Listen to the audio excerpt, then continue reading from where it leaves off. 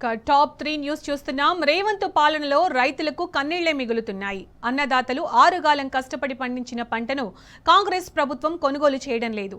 పంట కొనుగోలు చేయాలని కోరితే రేవంత్ సర్కారు కొర్రీలు పెడుతోంది. దీంతో ఖమ్మం జిల్లా కల్లూరు మండలం పుల్లయ్య బంజరలో రైతులు కదం తొక్కారు. వెంటనే ధాన్యం కొనుగోలు చేయాలని ఆర్డీఓ కార్యాలయం ముట్టడించారు. మరోవైపు సిద్దిపేట జిల్లా రైతులను అకాల వర్షాలు ఆగం చేశాయి. వానకు మార్కెట్ యార్డులో ధాన్యం పూర్తిగా తడిసిపోయింది. విషయం తెలుసుకున్న మాజీ మంత్రి హరీష్ రావు సిద్దిపేట మార్కెట్ యార్డును సందర్శించారు. తడిసిపోయిన ధాన్యాన్ని పరిశీలించి రైతులతో మాట్లాడారు. రేవంత్ సర్కారు తీరుపై హరీష్ రావు ఫైర్ అయ్యారు. మార్కెటింగ్, సివిల్ సప్లై అధికారుల పనితీరు పట్ల అసంతృప్తి వ్యక్తం చేశారు.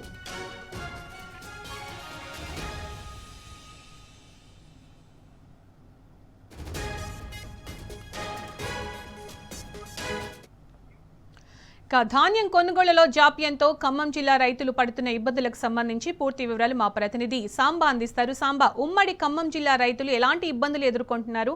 అప్డేట్స్ ఏంటి సాంబా?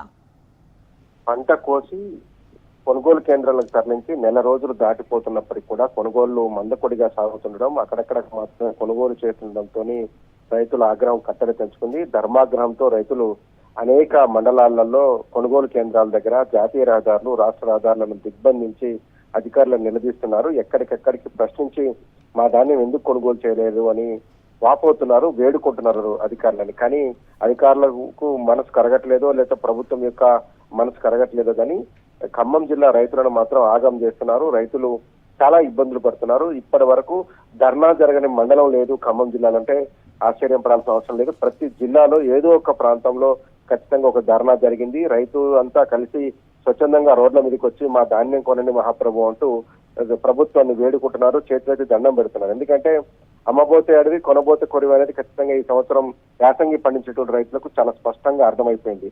ప్రైవేటు వ్యాపారులకు అమ్ముకుందామంటే 1600-1700 అడుగుతున్నారు. గవర్నమెంట్ అమ్ముకుందామంటే బోనస్ ఇవ్వబడుతుందని, ఆ మాస్టర్ పేరుతోని, తరుగు పేరుతోని, తాళ్ళు పేరుతోని, తూర్పాల పోయలేదని, తర్వాత తరుగు 7 కిలోలు తీయాలని ఇలా కొర్రీలు పెడుతుండటంతో రైతులు కన్నీరు మున్నీరవుతున్నారు. ఇవాళ పుల్లయ్య బంజర్లో రాష్ట్రీయ రహదారిని దిగ్బంధం చేశారు గ్రామస్తులు.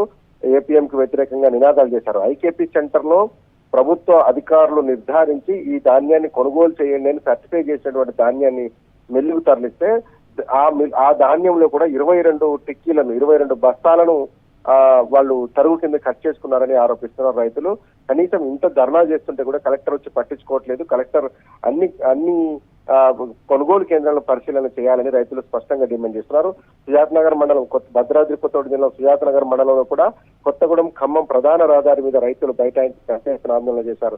మా ధాన్యం కొనుగోలు చేయండి, దాదాపు అకాల వర్షాలు వస్తున్నాయి, తడిసిపోతున్నది, ఈ ధాన్యాన్ని మళ్ళీ మేము అమ్ముకునే పరిస్థితి లేదు, ఆరబెట్టాలంటే ఖర్చుతో కూడుకున్నటువంటి పరిస్థితి, పైగా 2 సార్లు తడిస్తే మొలకెత్తుతుంది, మొలకెత్తిన ధాన్యం ఎందుకు పనికి రాకుండా పోతుంది, కాబట్టి దయచేసి మా ధాన్యం కొనుగోలు చేయండి మహాప్రభు అంటూ అన్ని రహదారులను దిగ్బంధం చేస్తున్నారు. ఇవాళ ఒక్కరోజు రెండు చోట్ల, ఒకటి కల్లూరు మండలం పుల్లయ్య బంజర్ దగ్గర అది జాతీయ రహదారి, రాష్ట్రీయ రహదారి మీద ధర్నా చేశారు. ఇక్కడ ఖమ్మం అట్లాగే కొత్తగూడెం ప్రధాన రహదారి మీద ధర్నా చేసి ప్రభుత్వానికి వ్యతిరేకంగా నినాదాలు చేయడంతో పాటు అధికారులు ఎందుకు పట్టించుకోవటం లేదు, వ్యవస్థ ఎందుకు ఇంత నిర్లక్ష్యంగా ఉందంటూ రైతులు ప్రశ్నిస్తున్నారు. ఎప్పుడూ కొనుగోలు చేసేటువంటి వ్యవస్థ ఈసారి ఎందుకు నిద్రపోతున్నది, ఎంత దారుణమైన పరిస్థితులు ఎందుకు తీసుకొచ్చారంటున్నారు. గత నెల కాలంలో 6 సార్లు 7 సార్లు వర్షాలు వస్తే తడిసి ముద్దైపోతున్నది ధాన్యం.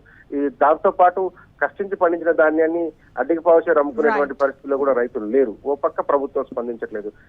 కొనుగోలు చేసినటువంటి ధాన్యంలో మిల్లరు మళ్ళీ కోత పెట్టడాన్ని కూడా రైతులు జీర్ణించుకోలేకపోతున్నారు. అందుకే ప్రభుత్వానికి వ్యతిరేకంగా నినాదాలు చేస్తూ రోడ్ల మీద కూర్చుంటున్నారు. ప్రభుత్వం స్పందించాలని డిమాండ్ చేస్తున్నారు. కలెక్టర్లు కనుక క్షేత్రస్థాయిలకు పోతే కొంతలో కొంత రైతులకు మేలు చేసేటువంటి అవకాశం ఉంటుంది. సునీత.